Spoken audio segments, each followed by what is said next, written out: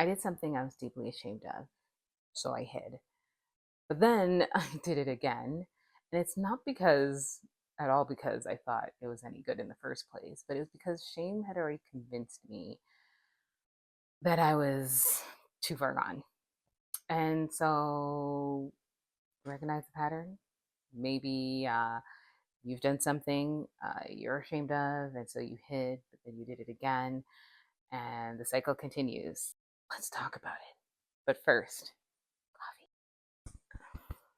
Much better. Hi, everyone. I'm Danny. Welcome back to We're Gonna Need More Coffee, where we challenge the stories that we tell ourselves that kind of keep us stuck, keep us limited, and try to find, hopefully, a clearer way forward. Now, if you are in a season of rebuilding or a challenging season of life or just navigating the day to day, this channel is totally for you. So be sure to subscribe for more. Now, let's talk shame. I was in my 20s when I got an abortion. And of course, I didn't tell anyone. Okay. My father was an associate pastor, and my lips were sealed. Couldn't afford to have that secret leak out. And so, of course, at the time when it happened, I convinced myself. Matter of fact, I don't even really like talking about this, but the hope is that this helps somebody else. And so I like I mentioned, I hid. I convinced myself like I could do better. I'm gonna do better. Like this is never gonna happen to me again. I got this. And so I tried to do better, and then unfortunately I did it again. And so what happened was the shame wasn't actually protecting me; it was actually imprisoning me. I didn't realize this at the time though. I find that what happens is usually when you start to believe that you're a bad person, you start living like a bad person. And so, in my attempt to exercise all this willpower of, doing better, I was working towards improving my behavior and not actually my belief. The belief that was like, you're a bad person for doing this. You don't deserve anything good. And the belief that also kind of was like, people do it all the time, right? I started reinforcing those rather than actually changing my perspective about that. And I think what's interesting is even though it wasn't necessarily with those incidences, but in other instances, I found myself behaving in ways that I shouldn't. And it kept perpetuating like these bad behaviors. And I just kept the cycle kept going. I was doing something bad. Oh, please, like, oh, I could do better next time, and then doing better for a time, and then falling back into doing the bad stuff. And I became really good at hiding. I kind of had to in this household. Like, I became really good at hiding, and it wasn't until many years later that I realized that I was never healed. I was never healed from that. It's pretty crazy to think of. I told my father, my late father, I had the opportunity to talk to him about that before he passed. But I was able to bring that to light, my experiences, things I've gone through, things I've hid, and that was very liberating. But I thought I was healed all along. I wouldn't have known, right? Until I got to this point where I was like, wow, like why I look back at my life and I feel like I've always been hiding. I've been hiding my boyfriends, I've been hiding my relationships, I've been hiding who I want to be in life, how I want to show up in life. And it was really as a result of all of these bad things that I kind of just told myself that like people would just absolutely hate me if they knew who I was because I'm such a monster.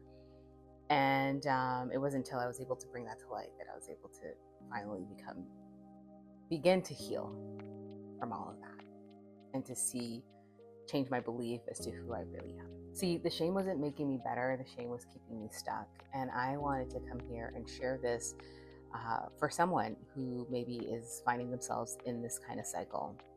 And I honestly, whenever I hear a lot of church conversations, I think personally, there's not enough emphasis on shame and the grips that it has on you in a tangible way where you can like really relate to it. But I think it's so important to realize, like, if you don't recognize the cycle, you can't break it.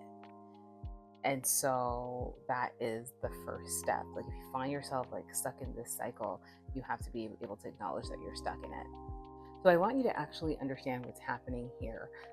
When you're caught in this shame cycle, right? You're telling yourself, first it starts really subtle, like, I can fix this, right? I can do this. And a lot of that is just willpower. It's never really a perspective shift. And sometimes there are people who are fortunate enough to get it the first time and to have that belief shift, but usually it's willpower. And the thing with willpower, the reality is, it's not sustainable, right? And so, of course, you become weak, you're triggered by something, and buff, you're right back where you started. The second thing is the lack of accountability. You made this promise to yourself, you broke this promise to yourself. You only have yourself to um, respond to, and most of the time, we're going to be a little lenient with ourselves, right? And so, there's no accountability, nobody else knows, there's no judging eyes, right? Not that we want judging eyes, however, that lack of accountability just enables you to fall back into this pattern of behavior. um, Shame doesn't want you to learn. It doesn't want you to learn. So there's no, um, you're not going to be like, actually, why did I do this? Why did this behavior make me do this? Like, we're often not in that. We're actually just so embarrassed that we're trying to cover it up. It's giving Adam and Eve after they ate the fruit in the garden, and like, they're just so embarrassed. They're like grabbing. I'm wondering if they even had shame, but they're out here grabbing leaves and covering themselves up. You're just trying to make it disappear, right? And you're not trying to learn. And it's hard because you just did this really terrible thing and you feel so bad about it. And somehow, to make yourself not feel as bad, you just have to hide and pretend it didn't happen. And that doesn't serve you. What shame doesn't want you to know is that it wants you to stay in hiding. It wants you to stay in the dark, right? That if you come to light, you can experience that freedom. In Ephesians, it talks about everything comes to light, and when it's lit, it becomes illuminated, because there's a freedom to the grips of shame. Shame will have you thinking things like, I'm a terrible person. Um, I can't stop doing this bad behavior. I'm never going to heal. And, I deserve all this bad stuff. That's what, and I'm stuck. That's what shame wants you to believe. However, light, it makes you feel like, it makes you change the perspective. Like, I am not my mistake. Yes, I regret doing this bad thing. I can heal and I am free. What does help is remembering that you are not defined by what you did, right? Thankfully for Jesus' sacrifice of the cross, we um, are not defined by our mistakes. And by bringing it to light, you do break the cycle. And you're probably thinking, you don't want to do it because people will judge you. I understand. I I totally understand. And they probably will, unfortunately. But their judgment is not worth your freedom. And that's why I'm here sharing my story today. It's more not because I don't glamorize it. I don't even like to talk about it. But A, it's how I experience freedom and healing. B, maybe my story can help somebody else. And I think that's how you have to view it. Um, and it's not their place to judge, really. Take it to God. Take it to God. He hears. And then, furthermore, I'd say, if you can, find someone you trust, someone you can talk to, a trusted source, a therapist. But you have to start somewhere.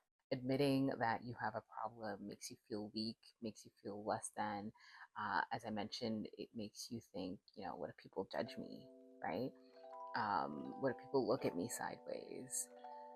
But the cost to pay for remaining in the cycle, far, it outweighs, like, the cost of freedom, rather, far far more outweighs the cost of remaining in that cycle that just makes you feel horrible anyway. Think of it in three parts: light, truth, change. So, actionable steps. Identify what you're hiding. What is it that you're keeping in the dark? What is it that's keeping you stuck? What's the cycle you are repeating? Number two, bring it to the light. Take it to God, take it to a trusted friend, take it to a therapist. Stop carrying it alone. Number three, stop labeling yourself. Okay, you are not what you did. You regret it, you made a mistake. That is not who you are. Number four, you are forgivable, right? We have this tendency to believe that forgiveness, we're the exception to the forgiveness, right? Like God can forgive everybody but us. We extend that grace to everybody else, but not for us. No, you are forgivable. Okay. And so, number five, live like you're forgiven, right? So, first, it's you are forgivable, forgive yourself, you are forgiven. And now, live like it. Look to heal and look to change the belief and change the behavior. In Isaiah 43, it says, forget the former things, stop dwelling on the past. See, I am doing something new. God isn't asking you to stay in the shame. He is actually inviting you into this new thing, this new chapter, this new season. You are not your past. You are not your mistakes. Get out of the hiding, break the cycle, and live in the freedom that is promised to you. You might need a little more coffee. Now, if you enjoy these coffee chats, make sure you tune in again next week for more insights. Hopefully they're helpful, and share your thoughts in the comment. Until next time.